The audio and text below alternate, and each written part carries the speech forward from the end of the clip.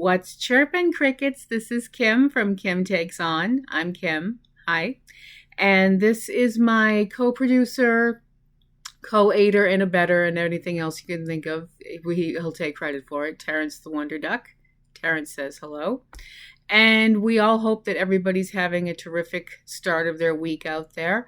Here we are in September. So that means it's fall, right? I know it isn't fall yet, but hopefully it means the temperature will just drop because I don't do well in hot weather. I've mentioned that before. Hot weather is not my thing. But what is my thing today? My thing today is talking about two subjects that I really, really love to talk about all the time.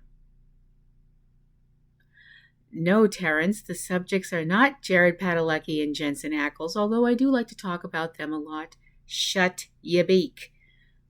Wise ass duck. No, today I'm going to be talking about movies and music. Specifically, I'm talking about that genre of film that some people absolutely love and some people absolutely cannot stand, the movie musical. Now, movie musicals are like everything else. They have peaks and valleys. There were times in history where you couldn't turn around and not smack into a movie that was a musical. But over the last few years, they still exist. And a lot of them seem to be more skewed toward younger people, like the High School Musical movies and Camp Rock and stuff like that. But the weird thing is, if you go back and look at movies back when, those were probably considered skewed toward younger people too, especially like the Beach Blanket movies and stuff like that. And some people just, really like the idea of a musical, and some people absolutely freaking hate it for various and sundry reasons. One of the big reasons that a lot of people don't seem to like musicals is the fact that their whole thing is, well, it's not realistic. People all of a sudden will be walking down the street and just burst into song, and where's the backup tracks coming from, and blah, blah, blah, and all this stuff like that. It's not realistic. To which my point is, are you sitting in a movie theater, or are you watching Netflix, or however you watch your movies? You are watching a movie, and unless you are watching a documentary, nothing is real. Nothing on the screen is real right now. Nothing. Nada. Zip. Zero. So shut up. That's my opinion. But, I do it when I was very young. Very young girl. I remember seeing, they would show like the afternoon movie on the weekends and stuff like that on the local, UHF channels. Ask Your Parents and Shut Up. And they would show a lot of the beach movies and stuff like that, Beach Blanket Bingo and all those kind of movies. And I do remember as a young child being like, how come they're singing? It was just it's a very odd thing to show a little kid a musical because they just don't get it. The funny thing is they don't get it, but they go along with it. They'll just say, oh, okay, we're going to sing now. And they're just fine with it. And as I got older, I got more of an appreciation for musicals, probably because I was in quite a few in college. I did a few in high school and I did some in college. And I really like it. I love the genre of the musical because you can make a musical about anything. You could absolutely make a musical about anything. And I know some people out there are now going, bull crap, you can. But no, it's true. Think of any genre of whatever, somebody has made a musical about it. Think about science fiction. Somebody made a musical about talking trains and called it Starlight Express. Think about superheroes. Spider-Man, Turn Off the Dark, or whatever the heck it's called. All kinds of subjects, politics, little thing called Hamilton. You might have heard of it. So there's all kinds of movie musicals out there, and everybody has their favorite musicals. Unless you don't like musicals, which is also fine. We don't hate here on Kim Takes On. If you're not into musicals, that's cool too. I kind of think if you're not into musicals, you just haven't found your musical yet. Eventually you will. I think there's a musical out there for everybody. That's just how I feel. Because music is universal. You know, I like to think music is universal anyway, but that's just me.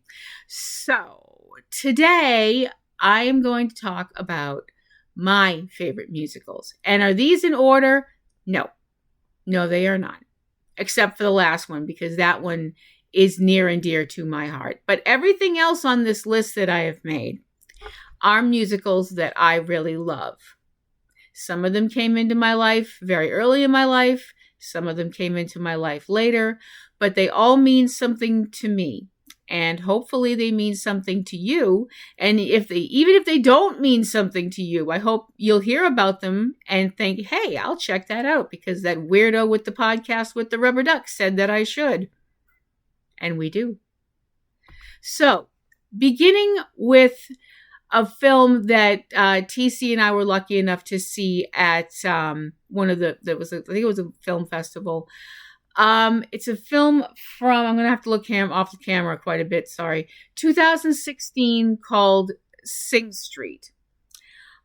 Sing Street is a film about some boys in Ireland in the mid-'80s who want to form a band.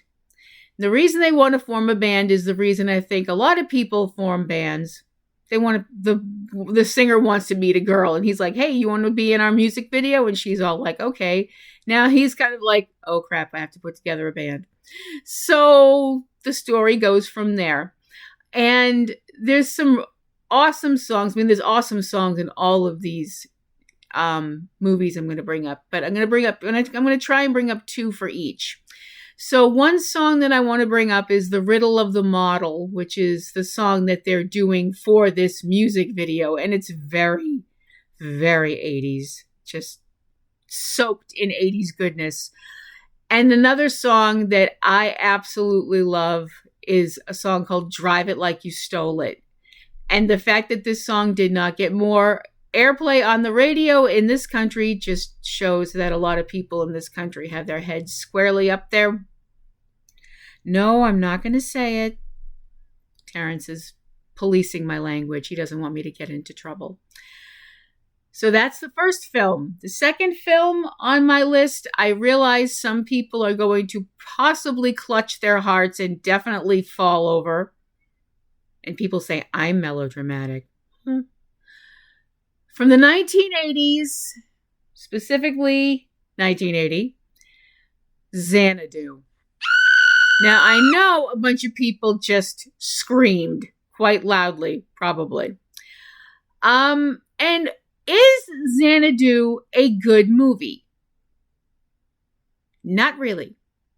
I will be perfectly honest and say not really. It also helps if you happen to be a mythology nerdly nerd. Hello, like me, which I was and kind of still am. The story of a boy who meets a girl and stuff goes really wild from there because she's not just your average girl. What makes Xanadu so special for me is the soundtrack, mostly done by the Electric Light Orchestra, who are one of my favorite bands, and yes, I will fight you on that. Specifically, two songs that I want to bring up. I'm Alive, which is the opening musical number, and I love it. And a song called Don't Walk Away. Both of them are done by ELO, and both of them freaking rock. So if you don't want to go see Xanadu, go to Netflix or Tubi or whoever has it, I get it. But go listen to the soundtrack and tell me it doesn't give you a lift when you're having a bad day, because it does to me. Okay, next is my first foray into cartoons on this list. And that would be 1989's, sorry, like I said, I'd have to look off camera, The Little Mermaid from Disney.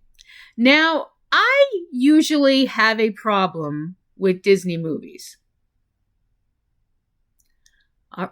Okay. Terrence would like to announce,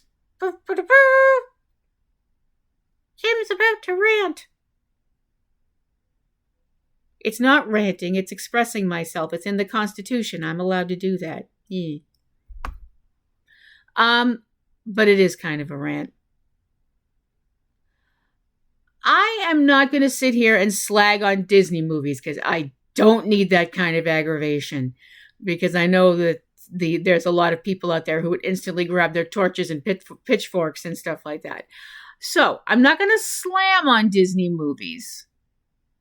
However, a lot of the Disney films that are based on classic fairy tales have Disneyed the crap out of them. And what do I mean by that? A lot of old fairy tales were a lot bloodier than people know. Some of them actually had kind of sad endings, and one of them is The Little Mermaid. And they Disneyfied the heck out of this movie. If you want to talk about another movie that got Disneyfied, the original Cinderella. Oh my gosh, the original ending of that movie is like something out of the Saw franchise. If eye stuff is what squicks you out, what totes squicks me out. But anyway, but The Little Mermaid is an animated film that I really do like. One of the reasons I love it is the work of Pat Carroll, who is the voice of Ursula the Sea Witch, who is my favorite character because she's just awesome. And the song Poor Unfortunate Souls is absolute proof of how awesome Ursula is. And her way of spinning what she does for people, you know. This one wants to be thinner. This one wants to get the girl. And do I help them? Yes, indeed. You know, it's just the way she looks at the camera is so like, eek, we know you're scary, but you're also so awesome.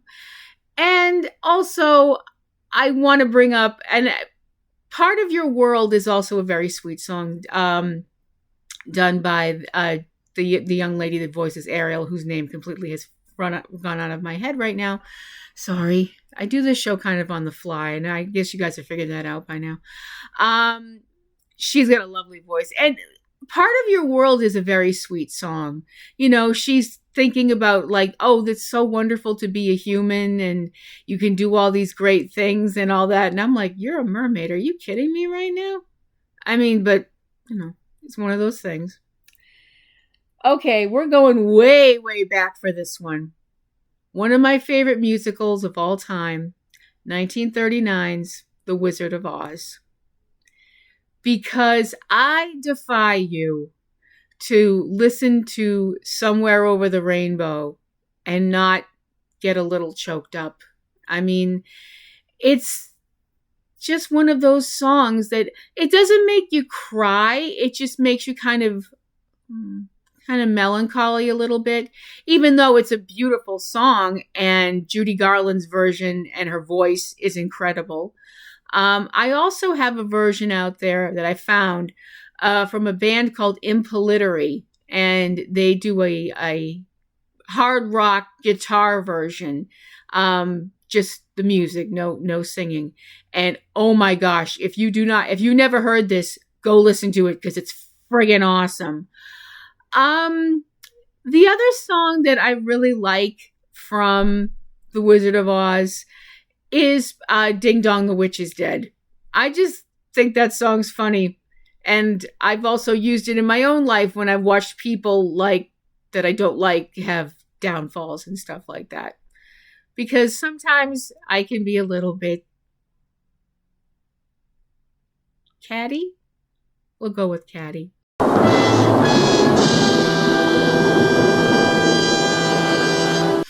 Whenever I see a wrestler that I don't like lose, I'm always like, ding dong, the witch is dead. I'm mean. I know I'm mean. And I know there's probably up here that might piss people off because, you know, Massachusetts, especially Salem, has a large Wiccan community. No hate. No hate. I love Salem. I absolutely love the city of Salem. And since next month is going to be eerie events and haunted happenings in Salem, hold on to your peace for now. Because y'all know next month is going to be complete wackiness and 7 kabillion people are going to show up in Salem, which is awesome. Salem and Halloween is an amazing time, but holy guacamole does it get crowded. So if you live in Salem, I'm sure right now you treasure the peace and quiet and non-tourism stuff. Anyway, moving on. Another film that I will cheerfully admit that I still adore and love the characters of 1979's The Muppet Movie. Because who doesn't love the Rainbow Connection? And I will admit that song does make me tear up because it's just so beautiful, and Kermit's voice is just so full of optimism and genuine, someday we'll find where we belong. And that's just so beautiful. And Jim Henson's voice is so amazing singing that song. The other song that I really do love from the Muppet Movie is I Hope That Something Better Comes Along, which is a song about when relationships have kind of hit a bump in the road. It's not something you think a frog and a dog, because it's Kermit and Ralph the dog singing. It's very deep and poignant in some places, and I really do like it. Next is a musical that I actually was in college. We did this, and so hearing it come to the big screen in 2000, I was like, this will be interesting. And that was Chicago. There's a lot of terrific songs in Chicago. At the risk of being a little bit vain, I will say that one of my favorites is When You're Good to Mama, because that's the song sung by matron Mama Morton, who was played by Queen Latifah in the film and was amazing. And we had a couple of people playing the matron in our version of the show, and I was one of them. It's a really interesting, sarcastic, sardonic song. The song that really gets to me in this play is the song Mr. Cellophane, which is sung by Amos, who is the besieged, beleaguered husband of Roxy, one of the leads. Done by John C. Reilly in the film, it is so unbelievably, almost unbearingly poignant, because I think we've all been there. I think we've all felt like you're in a room full of people and you have something to say and nobody will listen. Nobody notices you. And that was a point in my life. There was a point in my life when that was me. I not only didn't get noticed, I didn't want to get noticed, because the time when I got noticed was when I got slapped down. Now I have hit a point in my life where my attitude is, you will notice me. Besides the purple hair and the rubber duck and the other assorted weird things that I do because I want to, or because they're fun. I'm just kind of like, I don't try to make people notice me. People tend to notice me. And if they notice me in a good way, great. If they notice me and they're like, ew, you're weird, I'm like, well, you're normal, so who's having more fun? So, moving forward, next on my list is another film from the 80s that actually is really kind of fun and a little weird, but 1982's Victor Victoria. The story about a woman pretending to be a man, pretending to be a woman. Julie Andrews is incredible as a singer who is exceedingly talented but cannot get a gig as herself. So she and a friend of hers named Toddy, who was played by the amazing Robert Preston, devise a scheme that she is going to become a Polish aristocrat who is a male Polish aristocrat who is pretending to be a female impersonator. Watch the movie, you'll get it. There's awesome songs in this, like Le Jazz Hot, which is one of Julie Andrews' most amazing songs. Absolutely love it. Also, The Shady Lady of Seville. It's a very funny film. Lots of, mistaken identity stuff. It might be a little too much for some people, but I love it. I absolutely love Victor Victoria, and I hope if you haven't seen it, I hope you will too. Next on my list is a complete opposite of that film. 2007's Sweeney Todd, The Demon Barber of Fleet Street. Now, confession time. I actually saw this first as a play.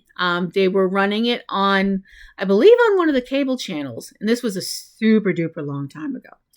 And Angela Lansbury played Mrs. Lovett. And Len Carew, I believe was the gentleman's name, played Sweeney Todd. And I remember watching this and being like, wow, this is crazy. Then I saw the movie directed by Tim Burton from 2007, starring Johnny Depp and Helena Bonham Carter. And I went, yeah, okay. Tim Burton saw the original, I guess, and went, hold my beer. Because good grief, this movie is bloody. Notice I'm not complaining about that because, well, it's a horror movie. I mean, it's kind of a horror movie. It's a horror movie musical, kind of, sort of. Although it doesn't really have any supernatural elements to it. The story of a man who is wrongly convicted and comes back to London to wreak bloody revenge and winds up being aided and abetted by not a rubber duck, but a more than a little bit crazy lady who bakes pies for a living. And that's how they wind up disposing of people who are now living impaired. Let's go with that. There's some amazing songs in this play, specifically A Little Priest, which is basically them singing about what they're planning to do to get some more victims / ingredients for Mrs. Lovett's meat pies. And also the song Pretty Women, which is sung throughout the film, and there's a really good part of the film where it's being sung between Johnny Depp and Alan Rickman, who plays the villainous Judge Turpin. Alan Rickman playing a villain? Say it ain't so. Right. Alan Rickman was just so good at being so bad.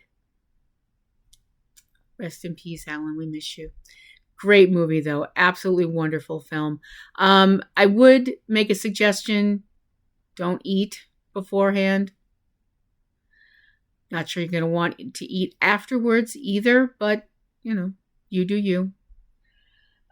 1972 brought us Cabaret, the film version of Cabaret, which I was also in college. Figure that one out.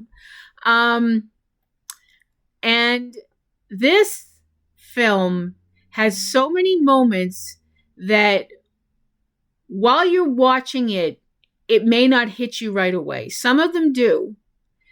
And some of them kind of sneak up on you. But everybody knows a lot of the songs, Cabaret, Money, Money, Money, things like that. But there's two songs that I want to bring up that specifically. Ironically, neither of them have anything to do with the star, who was an amazing singer, Liza Minnelli as Sally Bowles. One song is called Tomorrow Belongs to Me. And it's a song that is sung in the film in a beer garden. And it starts being sung by this, young man. He looks like he's either, he looks like a teenager. And the song is very, the sun in the meadow is peaceful and warm, and all. And it just sounds very pretty, and tomorrow belongs to me. And as that part is happening in the song, the camera pans down to show the swastika on this young man's arm. He's a member of the Hitler Youth. And other people start singing along with the song. And a song that originally sounds very beautiful and innocent, by the end of it is so frigging menacing. Because one of the last lines is, that when tomorrow comes and the world will be mine, or something like that. God forbid. That's all I can say. God forbid. The other song that I want to bring up, and I won't give away the ending of it, but it hits you like a punch in the face, is a song called If You Could See Her, which is sung by the MC of the Kit Kat Club, played with an almost slimy quality. And I don't mean that as an insult to Joel Grey, who was absolutely incredible as this character, who you want to kind of like, but at the same time, there's something about him that makes you just go, I don't want to be close to this person because there's something about them that is off. And the song, If You Could See Her, is about his relationship with his beloved, and why won't people leave them alone about it? And it seems like a very kind of sweet, funny song at first, until the end. And the end, because of what the person is wearing, his beloved, what they're wearing, and the end of the song, it all hits you like a punch in the face. And it sticks with you. It really sticks with you. Next on my list is 2008's Mamma Mia, going from dark to a lot lighter. Mamma Mia, based on the stage play, is the story of a young girl who is getting married, and she wants to have her father at her wedding. Understandable. Lots of girls want to have their father at their wedding, mostly so they can I think it's mostly so people can play butterfly kisses and people like me can go in the ladies' room and sob. Daddy issues? Who has daddy issues? I don't have daddy issues. Anyway, the problem for this young lady is that she doesn't know who her father is. But she has it narrowed down because she read her mom's diary. Her mom owns a hotel and at one point had been part of a singing group. Her mom, played by the wonderful Meryl Streep. And she finds her mother's old journal and reads about these three men that were very important to her mother. And because of that, she invites all of these men to her wedding because one of them might be her father. And wackiness ensues. Now, since this is called Mamma Mia, you can probably figure out that it's chock full of ABBA songs, which it is, because ABBA is a really great band. And I know some people out there are looking at the computer right now going, didn't she say she liked Kiss? What the F? Yes, I do like Kiss. I also like ABBA, and I like a lot of other bands. I am a rose of many different petals, as they say. Or as I say. And as Terrence says. So there's tons of ABBA songs to choose from in this. One of my favorites is Does Your Mother Know? Done by Christine Baranski, and it's just hilariously funny. And also Mamma Mia, which is a great song anyway. And I defy you to be sad after you see this film because it's just so incredibly bubbly and infectiously feel good. So if you're in a bad mood or you're just feeling kind of down for no reason, definitely check it out. Okay, this one, I will be the first to admit, I wasn't sure about this film at first. Travel with me now back to 2007. TC and I had started a movie blog, and we decided we were going to go to as many theaters as we could and see all kinds of different films. And he had heard of this film called Once.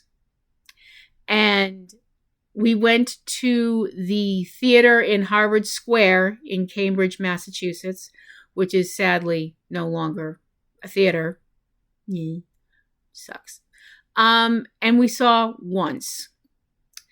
First couple of minutes of Once, I was just kind of sitting there and I kind of looked over at him and I was like, you're going to owe me for this one. By the end of the movie, I couldn't stop apologizing about how wrong I was because this film was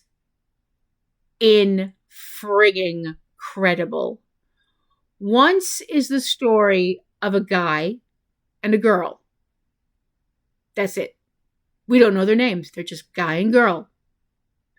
And how they meet and how they come together through their mutual love of music. They are played by Glenn and Marquetta from the Swell Season, which is a band that I think I actually can qualify for being a groupie of now because of the number of times we've seen them. And there are Falling Slowly is one of the most incredible songs I've ever heard in my life. And for something silly, there's also Hoover Fixer Sucker Guy, which is a little song that Glenn sings on the bus, which is just hysterically funny. The music is powerful and beautiful. And if you've never seen Once, why in the F not? Go watch it.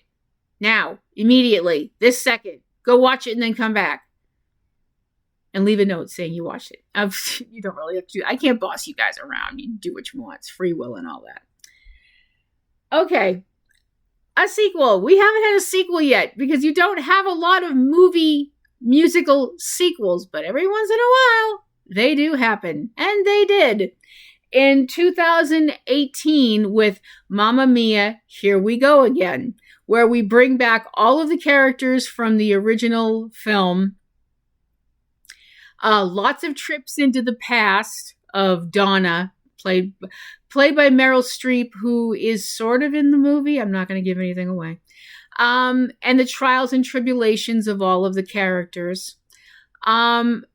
This also has some awesome ABBA songs like Waterloo and Fernando and a lot of other amazing songs. And I will be perfectly honest, admit to you guys, because there's no secrets here on our show.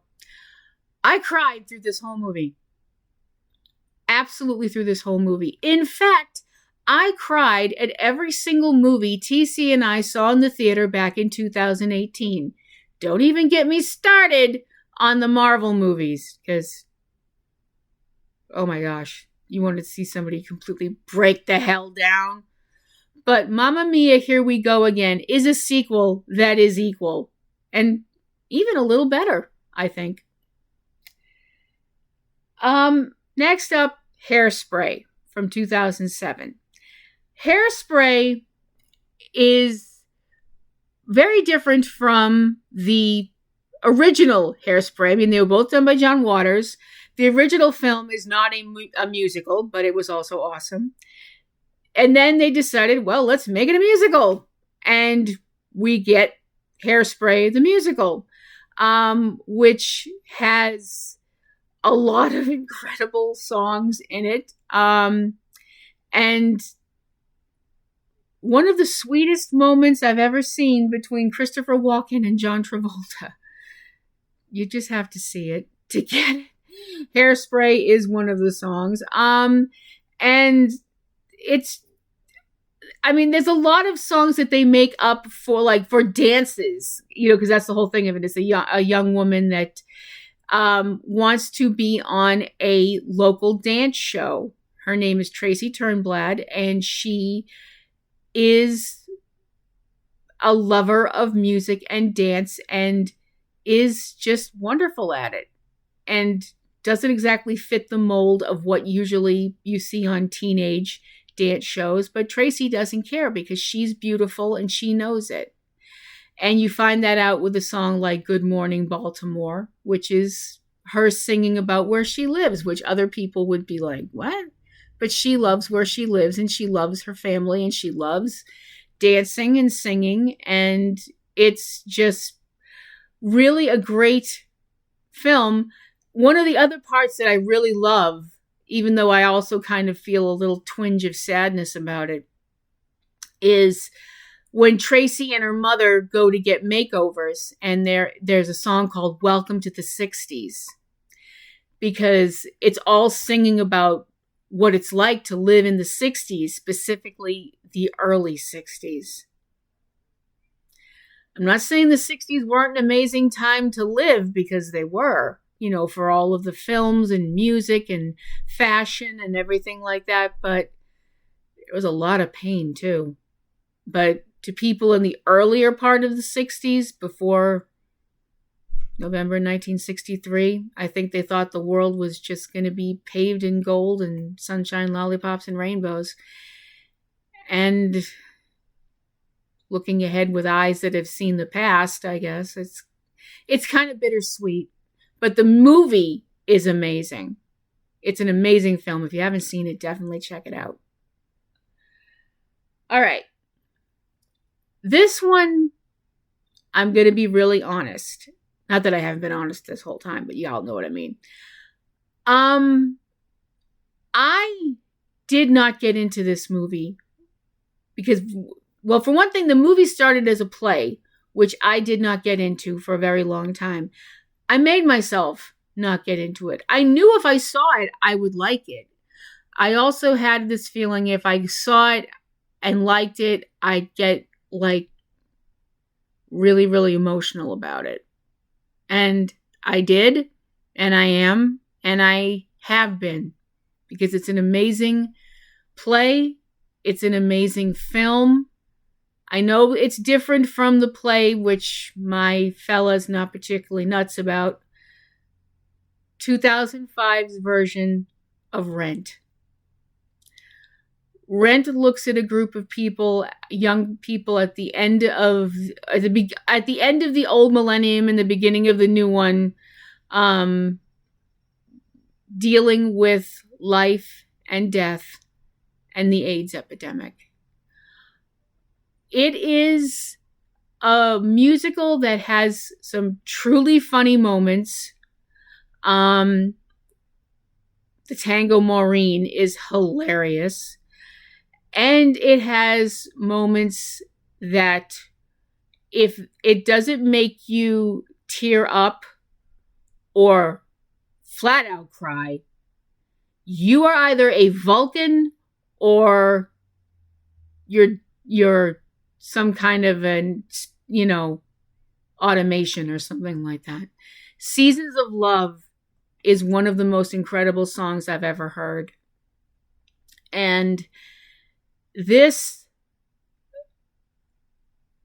masterpiece, it is a masterpiece. The play is a masterpiece. The movie had to change some stuff.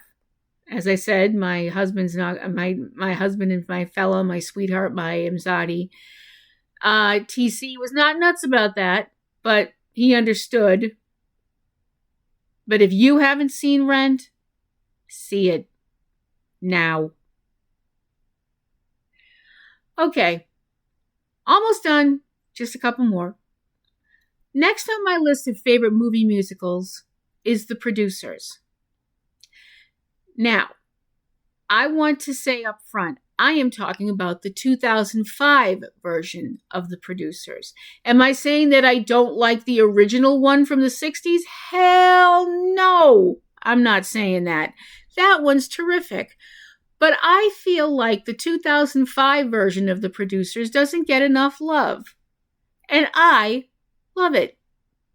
The story of a crooked Broadway producer who ropes a young and naive accountant into scheming with him to produce the worst play ever that will flop and they can rake in the money from. Max Bialystock, the character played by Nathan Lane, explains this a lot better than I do in the film because it's math. And math and I are not BFFs. So there's that. This film has some oh boy. Well, the one song that I absolutely think is terrific because I love the way they did it is Springtime for Hitler, which is the grand opus that begins Springtime for Hitler, which is the play that they wind up producing. Now, in the original film, the character of Adolf Hitler is played by the late Dick Shawn, who plays a gentleman whose acronym is LSD. It was the 60s. So he's very much a hippie and it's all kind of, hey man, and all that stuff like that. In the 2005 version, Adolf Hitler is played by the show's director, who is coincidentally the worst director on Broadway. Tell him that, though. Roger Debris, played by the incredible Gary Beach. And his portrayal of Hitler is something. It's something amazing and hysterical. And considering the fact that you can obviously tell Mel Brooks has always had the attitude that the best way to take the teeth out of a bully is to laugh at them. And I really can't think of any bigger bullies than, what happened in World War II. It's a really great song. Also in the 2005 version of The Producers is a song for me, and TC, and Terrence, and also Fred, who is my purse duck. Fred lives in my purse, so when we go to the movies, Fred comes with. I actually got Fred in a movie theater. I got him at one of those little claw hammer things, and I won him, and he lives in my purse. We are all those people. Those people.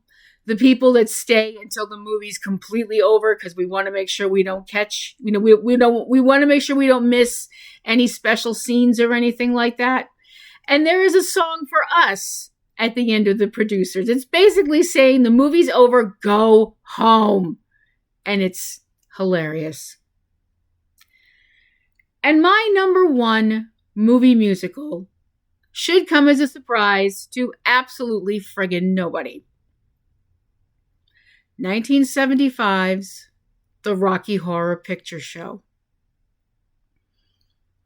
Also beginning life as a play that was just The Rocky Horror Show.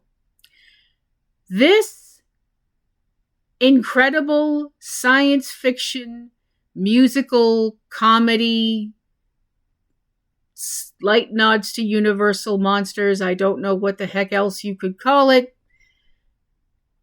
sunk its claws into me in high school. And I bought all the albums. I bought everything I could get my hands on that was Rocky Horror, and I hadn't even seen the film yet. I saw it in college with a bunch of my friends. We went to the Harvard Cinema, again, Cambridge. It was February. They didn't let you in right away because the show was at midnight. And we're outside and I was freezing my fantail off. But when I went inside, crickets, when I went inside, I felt home. I felt home for one of the first times ever. Pardon the seagulls outside. Probably fighting over some McDonald's or something. Watching what was going on screen, watching the floor show, hearing people yell out stuff, some of which I can't say right now, watching people dance the time warp, watching Sweet Transvestite being sung by Tim Curry and the people that were playing the characters in the floor show.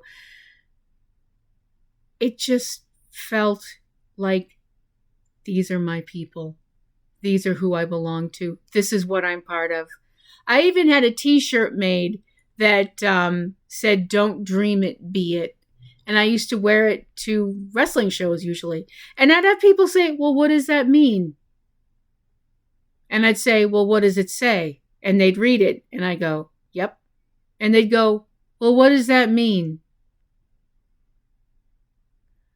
I learned something very important at that time. And that is sarcasm is wasted on the stupid. So that is my list of favorite movie musicals. Do you have a list? If you do, I'd love to know what it is. PlatinumRoselle@yahoo.com. And you can come and look at all the nice little buttons and doobly-doos and hoo-hickeys and stuff that we have on this screen right now, thanks to TC. That will tell you about all the other terrific things we have on our channel, our little island of misfit toys. And you can come and check those out and listen to all kinds of fantastic, fun, crazy, wacky stuff that we do. Right now, though, I am not going to be crazy or wacky or anything other than saying goodbye. I hate goodbyes. Goodbyes suck. And I'm saying goodbye to someone I've never actually been in the same room with other than on a computer or TV. A lot of you out there probably watch a lot of YouTube because you're watching this. Durr. And one of the channels that TC and I fell in love with early on in exploring YouTube was a channel called Mugu Mogu, which is a channel run by a lady from Japan. And it was all about her cat, a Scottish fold named Maru. And she had all kinds of adventures with Maru, taking him outside in the garden, all kinds of things happening. We celebrated his birthday a whole bunch. And the family grew. First came Maru, and then came another cat named Hannah, and then another cat named Miri. But the star was Maru, and he knew it. And Saturday, we had to say goodbye.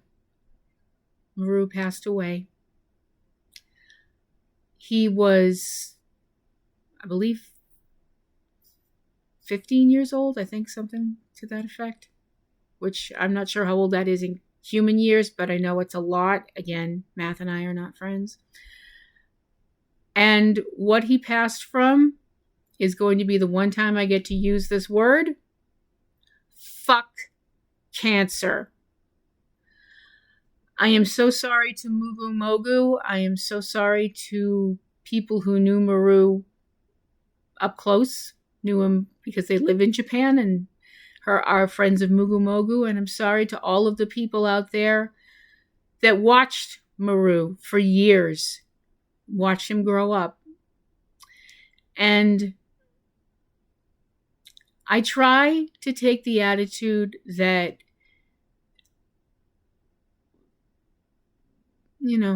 don't say goodbye, say au revoir, since it means we'll meet again. And I have to believe that we will. I'll miss you, Maru. You were very, very special.